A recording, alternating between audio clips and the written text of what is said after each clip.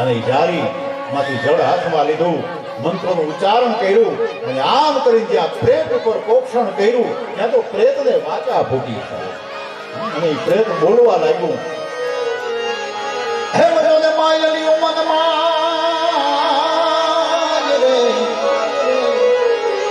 હે મજોને માયલી ઉમન માય દેખીને કોને દેખાડી દે, પણ આ તો પૂરવ પૂરવ ભવના પા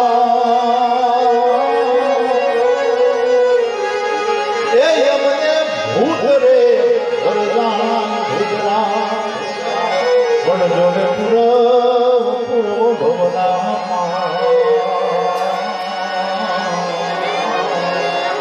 રે અમે ભૂત રે સર્ગાયા મને ન ઓળખો ના, અરે હું તારો મોટો ભાઈ ધંધુકારી.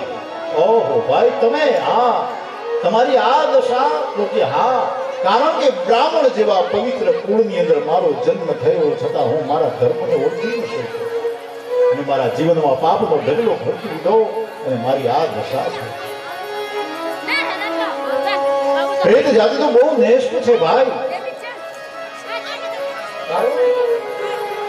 કે નથી ખાઈ શકતા, નથી પી શકતા, ખાવાની ઈચ્છા થાય પણ ખાઈ શકાતું નથી, તરસ તો ખૂબ લાગી છે જળ પી શકાતું નથી. ત્યારે ગોકર્ણે કીધું કે આંખમાંથી આંસુના બદલે લોહીના આંસુ કેમ પડે છે ભાઈ?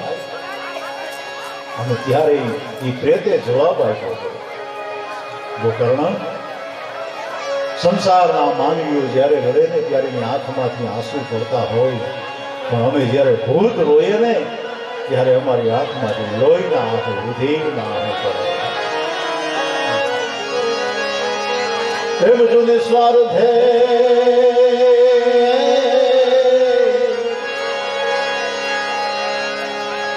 હેરો તો જોને સગળોયા સંસાર,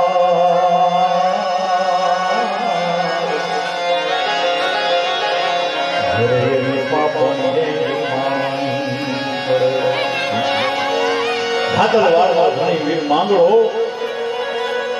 એ જ્યારે ભૂત થઈ અને અરસી વાળાને કહે છે કે હે કાકા મને ન ઓળખો, એમ તું બાપને હું બેટડો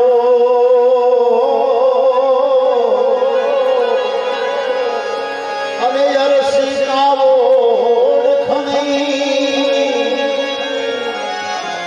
પણ યાર મારા પુર એ ભવના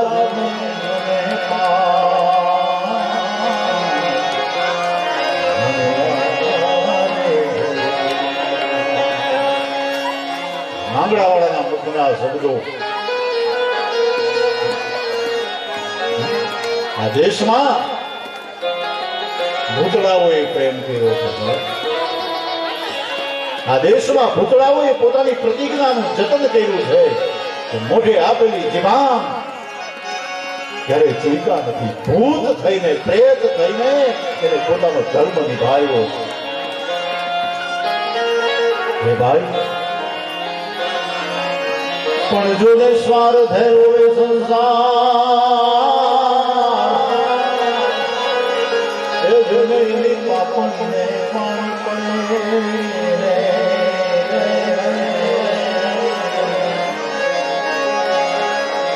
પણ જોને ભૂત રે એ ભૂત રોવે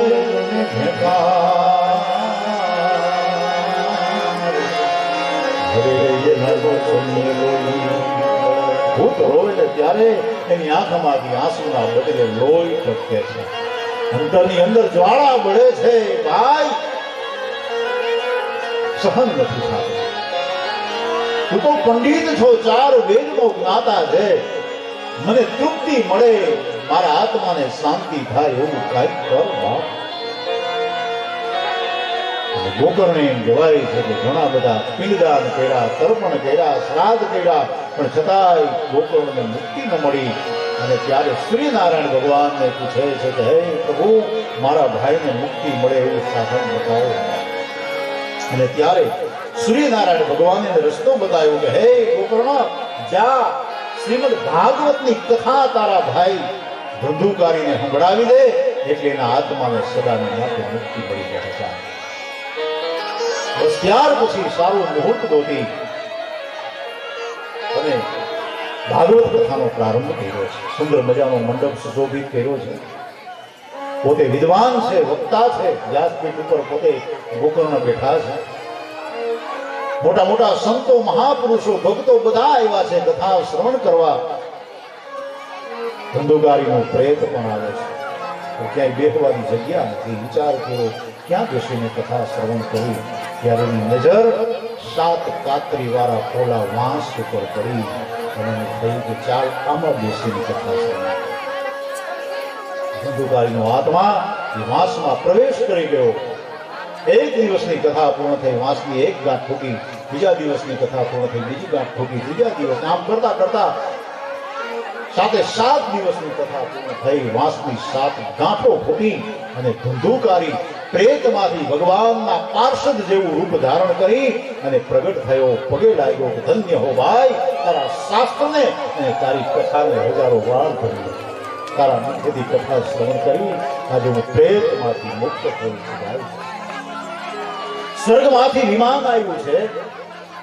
ધંધુકારીને વિમાનમાં બેહાડીને સ્વર્ગના પાર્ષદ લઈ ગયા. જો આ કેટલા પાપ કર્યા હતા છતાં પણ એને મુક્તિ મળી ગઈ. એટલા પાપ આપણે નથી કર્યા તો આપણને મુક્તિ કેમ ન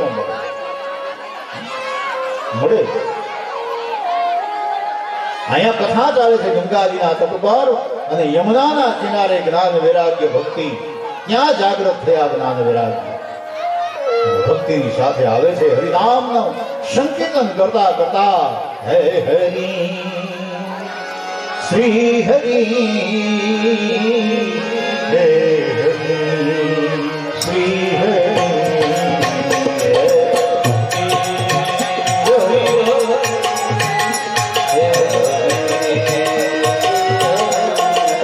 ભક્તિ નૃત્ય કરે છે, જ્ઞાન વૈરાગ્ય મૃદંગ વગાડે. હરિબોલ હરિબોલ હરિબોલ નાદ સંભળાય. જ્યાં ગંગાના તટ પર આનંદ વનમાં સંગાવિત કુમારો નારદીને આ કથા શ્રવણ કરાવે છે. જ્ઞાન વૈરાગ્ય અને ભક્તિનું આગમન થાય. હે હરિ